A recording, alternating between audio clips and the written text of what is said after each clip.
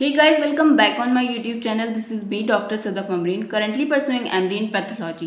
आज की इस वीडियो के अंदर मैं आपके साथ डिस्कस करूंगी atrophy. So, let's get started. What is atrophy? Atrophy means reduction of the number and the size of parenchymal cell of an organ or its parts which has once normal is called atrophy.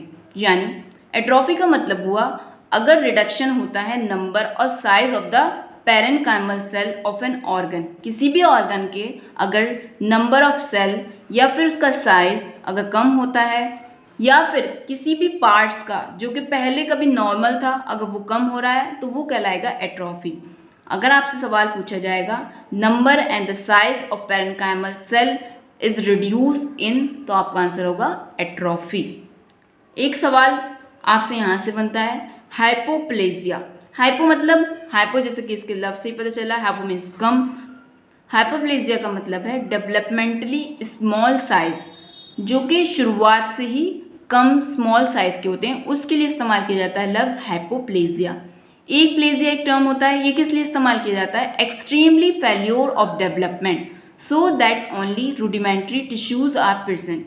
Aplasia मतलब hypoplasia बोलेंगे कि मतलब developmentally small, यानी शुरुआत से वो क्या है धीरे धीरे बहुत ही उसकी डेवलपमेंटल ग्रोथ जो है बहुत कम है, वो डेवलपमेंटली उसका साइज जो है कम है. लेकिन एप्लेजिया बोला जाएगा जब बहुत ही एक्सट्रीम फेल्योर होता है डेवलपमेंट का, यानी बहुत ही मिनी साइज होता है.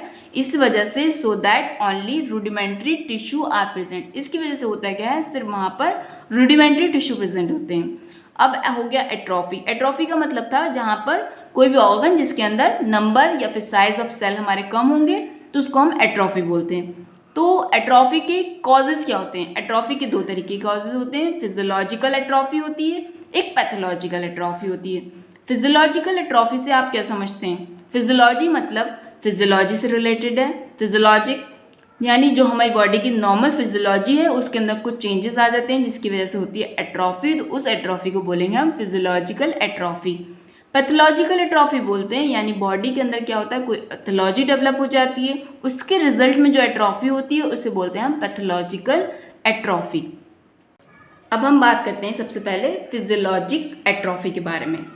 Physiologic atrophy is the normal process of ageing in some tissue which could be due to loss of endocrine stimulation or atherosclerosis. Physiologic atrophy क्या है? एक तरीके का नॉर्मल प्रोसेस है एजिंग का, मतलब जैसे जैसे हमारी एज बढ़ती है तो हमारी बॉडी के अंदर फिजियोलॉजिकल एट्रोफी होती है. वो किस वजह से होती है? क्योंकि एंडोक्राइन स्टिमुलेशन कम हो जाता है हमारा और या फिर एथेरोस्क्लेरोसिस होने लगती है. जैसे कि फॉर एग्जांपल एट्रोफी होती है लिम्फॉइड टिश्यू की, लिम्फ नोड्स में, अपेंडिक्स में और थाइमस के अंदर. फॉर एग्जाम्पल एट्रोफी होती है गोनेट्स की आफ्टर मेनोपॉज. जैसे जब मेनोपॉज हो जाता है तो गोनेट क्या होते हैं बहुत ज़्यादा श्रिंक कर जाते हैं, एट्रोफी हो जाती है. फॉर एग्जाम्पल एट्रोफी ब्रेन की होती है या फिर decrease size of the uterus after child birth.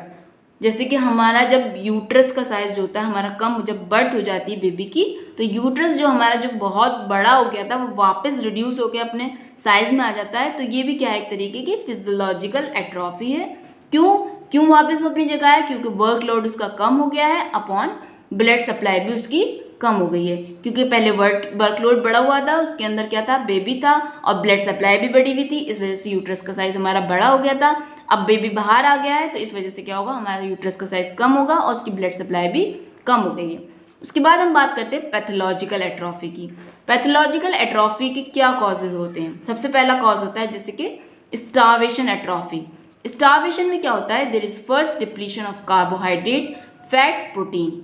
जब स्टार्वेशन करते हैं यानी स्टार्वेशन मतलब भूखे रहना या खाने को ना मिलना, ठीक है, उसमें सबसे पहले हमारी बॉडी में जो डिप्लीशन होता है सबसे पहले क्या होता है कार्बोहाइड्रेट बॉडी में से ख़त्म होती है, फिर फैट ख़त्म होता है, फिर लास्टली बॉडी में ब्रेक डाउन होता है प्रोटीन का. इस वजह से क्या होता है there is general weakness, emaciation, anaemia referred to as cachexia seen in cancer and severely ill patient. इसकी वजह से जब क्या होगा जब कार्बोहाइड्रेट प्रोटीन फैट का मेटाबॉलिज्म हो रहा है, टूट रहा है, ख़त्म हो रहा है बॉडी के अंदर और इनपुट कुछ है नहीं, तो इसकी वजह से क्या होगा वीकनेस होगी, इमेसिएशन होगी और अनीमिया भी हो सकता है. पेशेंट का लुक कैसा हो जाएगा? बहुत ज़्यादा कैकेक्सिक हो जाएगा, जैसे कि कैंसर या बहुत ज़्यादा सीवियरली इल पेशेंट जो होते हैं उनका होता है. ठीक है। दूसरा पैथोलॉजिकल जो कॉज है वो है इस्चेमिक एट्रोफी।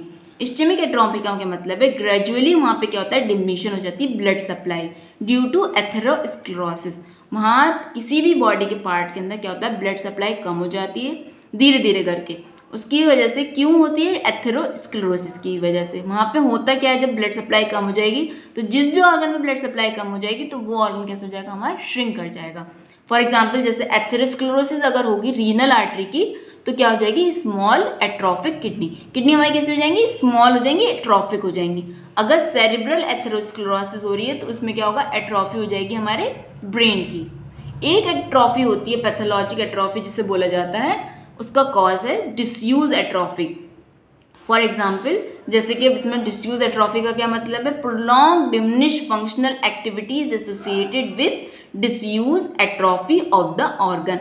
अगर बहुत लंबे समय से कोई भी है जो अपने किसी बॉडी पार्ट को इस्तेमाल नहीं कर रहा है, फॉर एग्जाम्पल कोई उसकी चोट लगी है और चोट ठीक हो गई है फिर भी उसको ऐसा लगता है कि उसको है वहाँ चोट, इस वजह से वो डरता है इस्तेमाल करने से, अपना हाथ या पैर कहीं भी चोट लगी है उसको और वो उसको यूज़ नहीं कर रहा, उसको रेस्ट दे रखा है उसने बहुत ज़्यादा प्रॉपरली, बहुत टाइम से 5-6 महीने गुजर चुके हैं, उसको वो रेस्ट दे रहा है, तो उसकी वजह से क्या होने लगता है, वहाँ पे क्या होता है, डिसयूज एट्रोफी डेवलप हो जाती है। फॉर एग्जाम्पल जैसे wasting of a muscle of a limb immobilise in cast. For example जैसे किसी को कोई भी लिम्ब के अंदर फ्रैक्चर हुआ, उसके अंदर उसे कास्ट लगाया गया यानी प्लास्टर चढ़ाया गया, उसके बाद क्या होगा, अगर बहुत समय तक वो अपना हाथ मूव नहीं करेगा बिल्कुल भी तो वहाँ पे क्या होने लगी, वेस्टिंग होने लगेगी। फॉर एग्जाम्पल जैसे एट्रोफी हो जाती है पेनक्रियास की, ऑब्स्ट्रक्शन ऑफ पेनक्रियाटिक डक्ट। अगर पेनक्रियाटिक डक्ट में कोई भी ऑब्स्ट्रक्शन हो जाता है तो इसकी वजह से क्या होता है, पेनक्रियास जो होता है वो भी हमारा एट्रोफी हो जाती है। एक कॉज है पैथोलॉजिकल एट्रोफी का न्यूरोपैथिक एट्रोफी। न्यूरोपैथिक एट्रोफी का क्या मतलब है, जैसे कि इसके नाम में न्यूरो आ रहा है यानी कि नर्व सप्लाई क्या हो रही है, वहाँ पे इंटरप्ट कर रही है उस ऑर्गन को, जिसकी वजह से क्या हो रहा है, मसल्स की वेस्टिंग हो रही है। जैसे कि पोलियोमाइलाइटिस में होता है, मोटर न्यूरॉन डिजीज के अंदर होता है, या नर्व सेक्शन के अंदर, इसमें क्या होता है, हमारी नर्व सप्लाई जो उस ऑर्गन को सप्लाई कर रही है वो इंटरप्ट हो जाती है, उसकी वजह से वेस्टिंग होने लगती है मसल्स की।